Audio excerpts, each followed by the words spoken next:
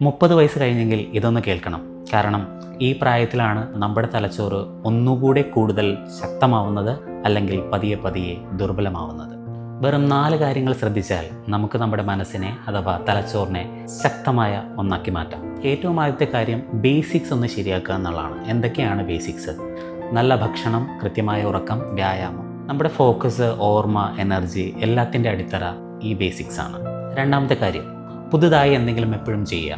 നമ്മളെപ്പോഴും ഒരേ റുട്ടീനിൽ പോയിക്കൊണ്ടിരിക്കുന്ന ആൾക്കാരാണെങ്കിൽ അത് നമ്മളെ കുറേ ബോറടിപ്പിക്കും. സോ എന്നും പുതുതായി എന്തെങ്കിലുമൊക്കെ ഒന്ന് പഠിക്കുക. ഇനി പുതുതായി പഠിക്കാൻ പറ്റിയില്ലെങ്കിൽ നിങ്ങളുടെ റുട്ടീനിൽ നിന്ന് മാറി പുതുതായ കാര്യങ്ങൾ ചെയ്യുക.